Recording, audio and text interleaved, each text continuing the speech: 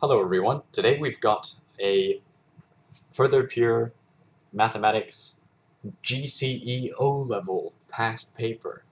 It's a bit different to the usual past papers that I'm doing for sure. This largely focuses on now the GCE, which was a qualification, or it's a group of qualifications that used to exist in the UK, and it concerns things basically before 2010, 2011-ish, was when the GCE O levels were phased out and replaced with GCSEs. They both served the same purpose, but GCSEs were like the new generation of that. This, as a bit of history, was the grading was the same, but you can consider it the start of the A star to G era, and we're now just coming to the close of the A star to G era with the new 9-to-1 qualifications, like further pure maths is today. So, this question is going to be a quadratic equation question that is strongly based on the sum and product of roots theorems. They're also called Vieta's formulae, relevant to the quadratic equation, but you don't need to know it by this name because it's not particularly, I mean, obviously it's useful, but it's not something that people usually make a fuss about calling the wrong thing, because sum and root formulae make sense as a logical name for it.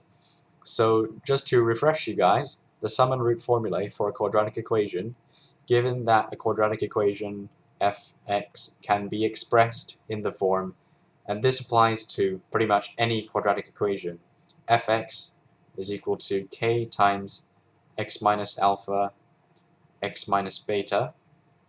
This is just about quadratic equations. If we had a higher degree polynomial, so starting with a higher power here, then it would go on. It would be like x minus gamma, x minus delta, etc. But that's not the case here. It's just a quadratic equation, so we have it in the form k times x minus alpha x minus beta, where alpha and beta are the roots of the quadratic equation, and the roots of any polynomial are the x values where fx is equal to 0. So on the graph, just to refresh you guys, that would mean that for a quadratic equation like this, the x value at this point would be a root, and the x value at this point would be a root. Okay, so the formula basically stated that the product of the two roots, alpha beta, is equal to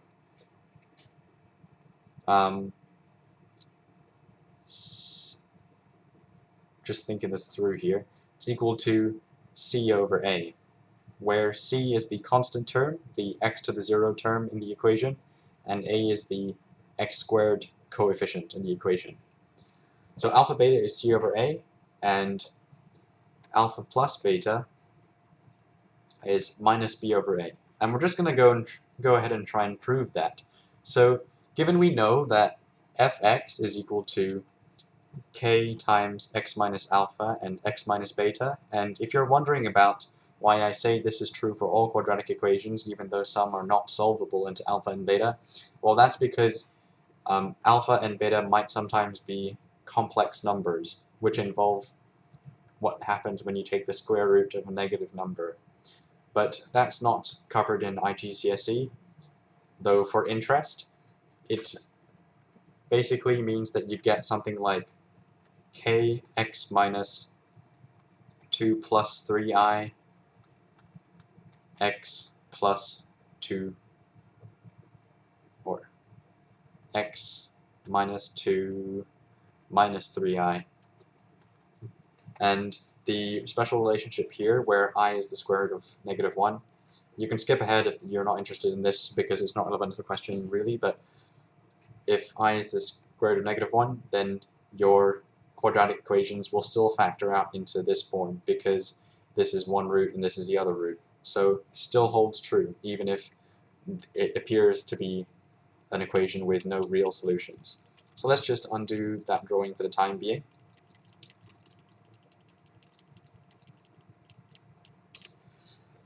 And we have fx is equal to k times x minus alpha, x minus beta.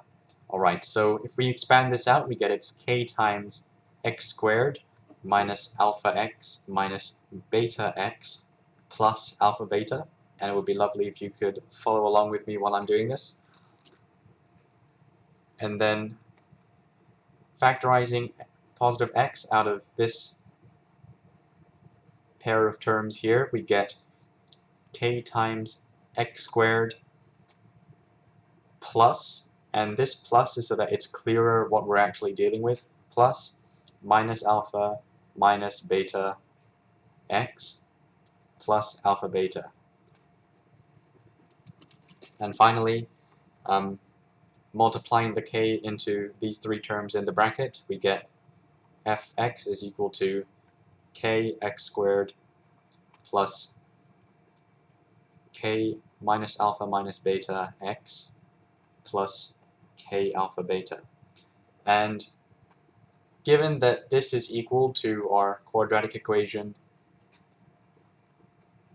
ax squared plus bx plus c, where this term and this term must therefore be equal, these terms must therefore be equal, we find that because a is k and a is sort of like the scaling factor, the vertical scaling factor of the whole equation, b is this number and c is this number, we can figure out that if we want alpha plus beta, for instance, given that b is equal to, well, a being k, let's just write a here.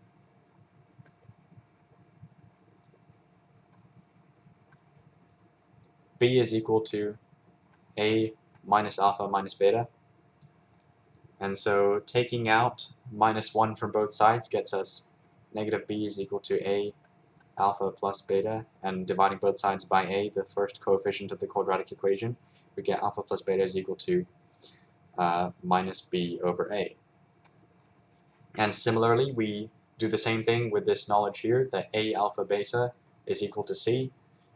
C is equal to a alpha beta, and dividing both sides by a, we get alpha beta is equal to c over a, where, of course, alpha beta is the product of our two roots or solutions to the quadratic equation, and c and a are our constant term, our x to the power of 0 term at the end, and our x squared term, respectively.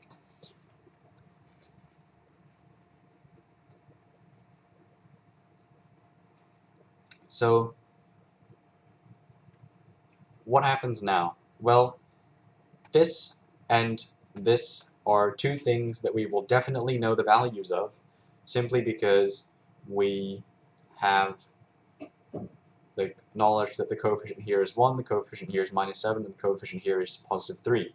And in doing that, we can get raw values for alpha plus beta and alpha beta. So what do we do now? Well, we've established these two pieces of background information. What we're going to aim to do, given that the question explicitly requires us not to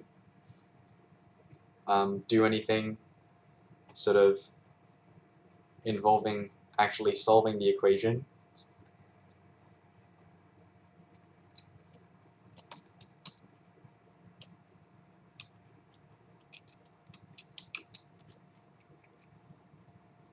we'll need to figure out this value, alpha squared plus 1, beta times beta squared plus 1, without finding the value of alpha or beta independently. If you find the value of alpha or beta at any stage, it's cheating, because you have to technically solve the equation to do that.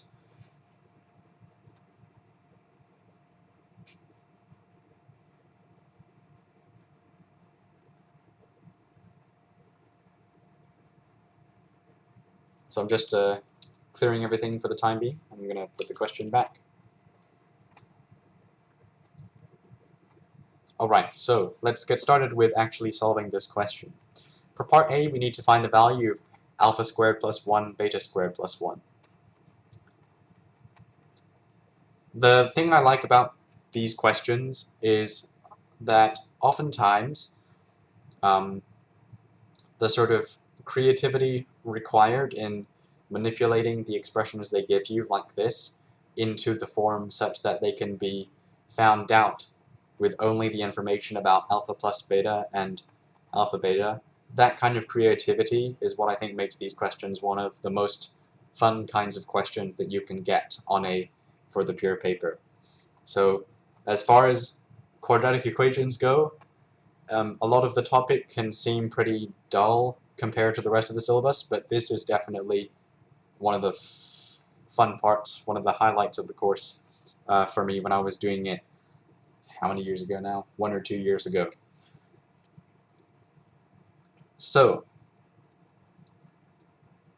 expanding this pair of brackets out, we'll get alpha squared beta squared plus beta squared plus alpha squared plus 1.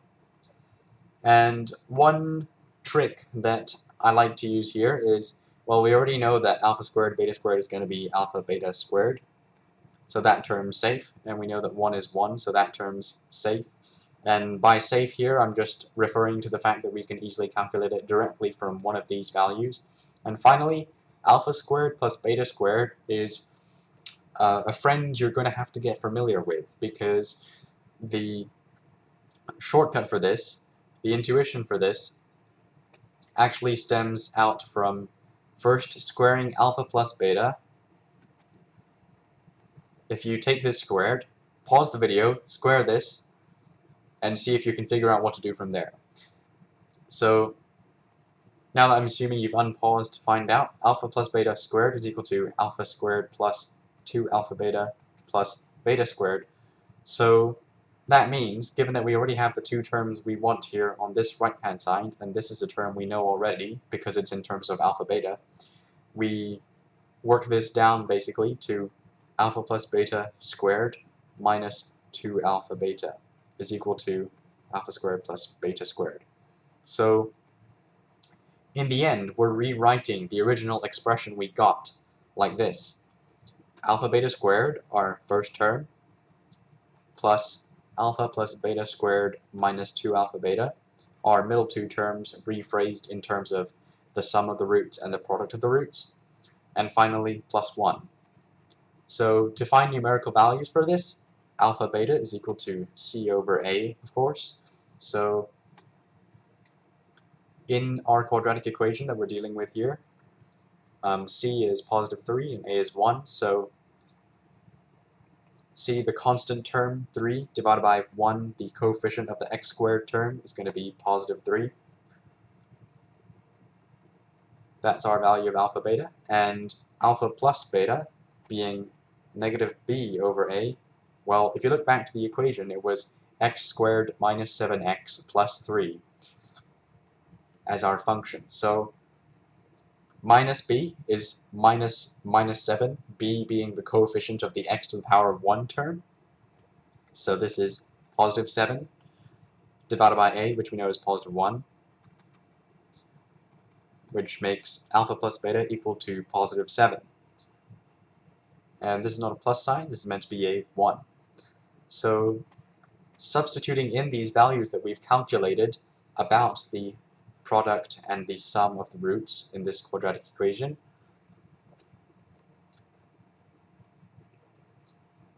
we get 3 squared plus, well, alpha plus beta is 7, so 7 squared minus 2 alpha betas. Well, alpha beta is 3, so it's minus 2 times 3 plus 1. Or bringing this into just standard numbers, 9 plus 49 minus 6 plus 1, which is 53.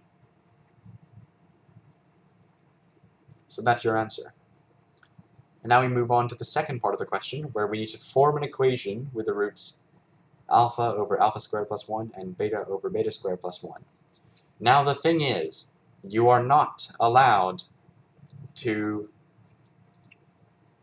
sort of solve the equation. You remember, without solving the equation, this instruction is in the top of the question.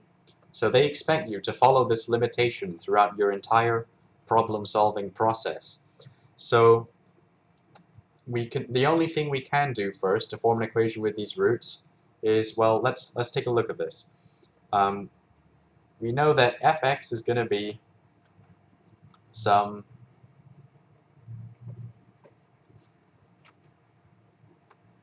x minus a times x minus b. The k from earlier is going to be set to 1 for convenience, or it might be set to another number later to make the numbers nicer to play with. So we know that a is equal to this value here, alpha over alpha squared plus 1, b is equal to this value here, beta over beta squared plus 1.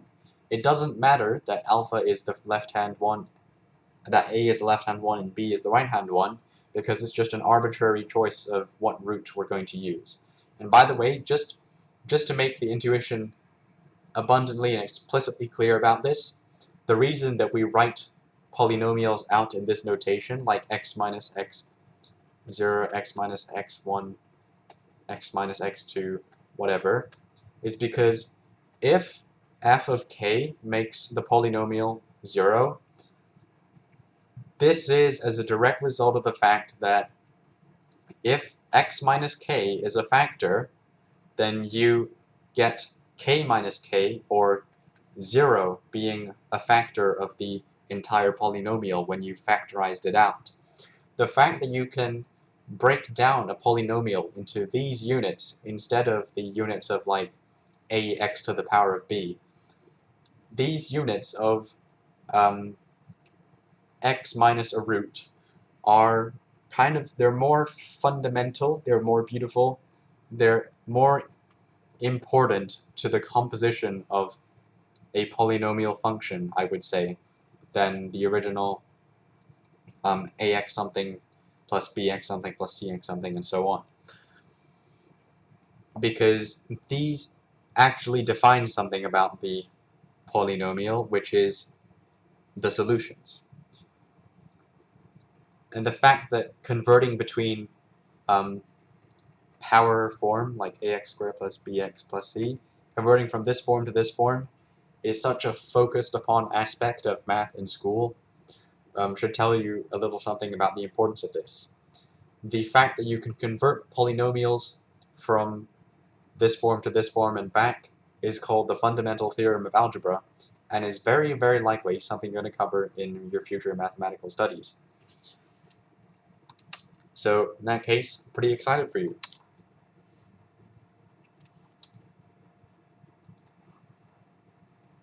So I'm just deleting here.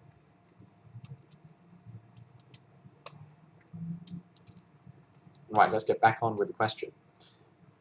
So we have our fx is equal to x minus a times x minus b. So firstly, let's substitute in our alpha and beta terms so that we can get the full picture. Fx is equal to x minus alpha over alpha squared plus 1 times x minus beta over beta squared plus 1. And this would have been the equation that you see in the thumbnail. Now let's try and multiply it out. Well, for the x squared term, it's just x squared because there is nothing attached to the two x's. They both have a coefficient of 1.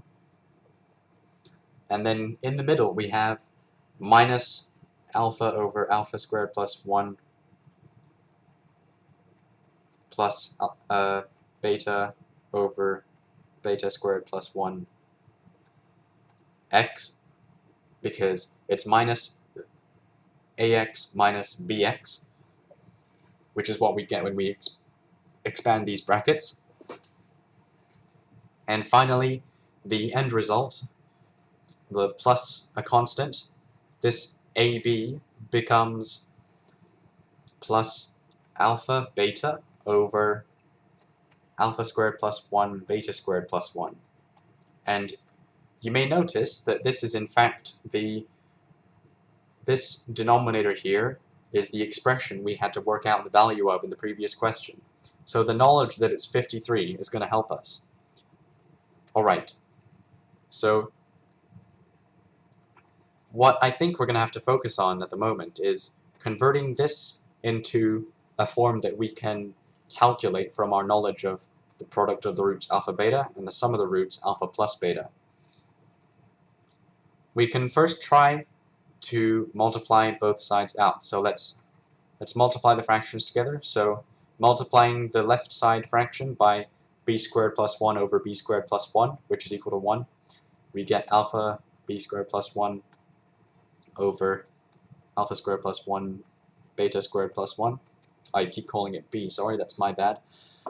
Plus, and multiplying the right-hand fraction by the left-hand denominator of the left-hand denominator, beta times alpha squared plus 1 over alpha squared plus 1 beta squared plus 1.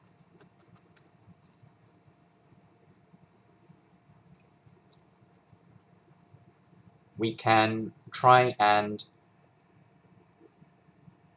sum together the tops to get alpha times beta squared plus 1 plus beta times alpha squared plus 1 over this.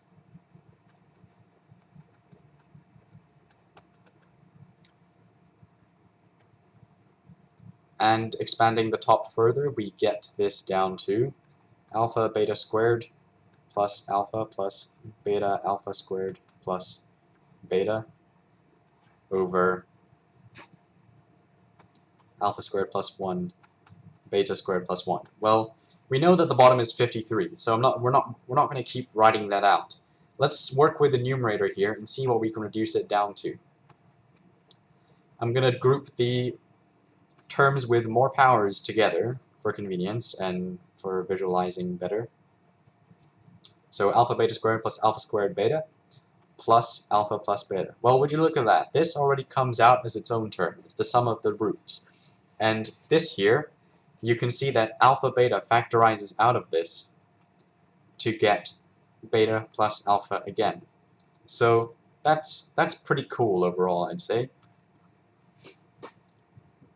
So it's that over what we already know is 53.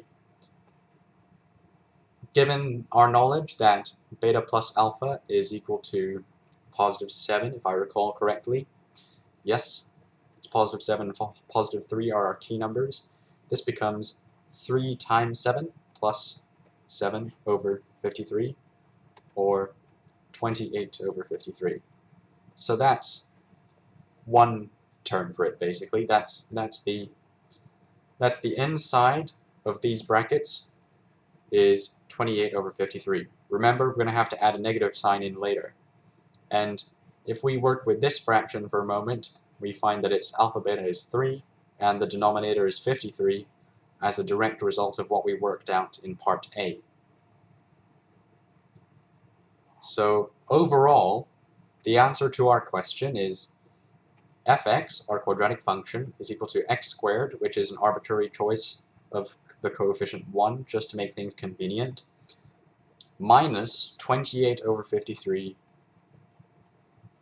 x, and then plus this constant term, a times b, 3 over 53. And that's our final answer.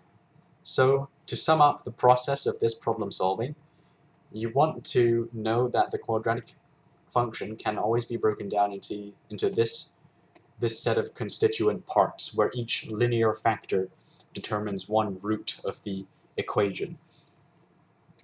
And you can algebraically manipulate these parts until you get to a situation where everything is in terms of alpha plus beta and alpha beta, because these are two values that you know, and substituting in real numerical values for these does not contradict the requirements of the question, because you're not technically solving the equation.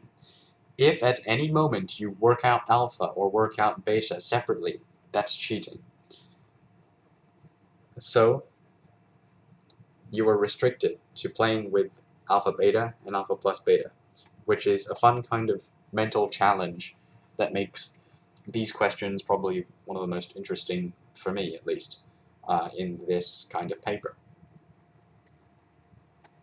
There is an extension of this formula, of these formulas about roots and stuff, that extend to polynomials with a higher starting exponent. If you're interested, do leave a comment.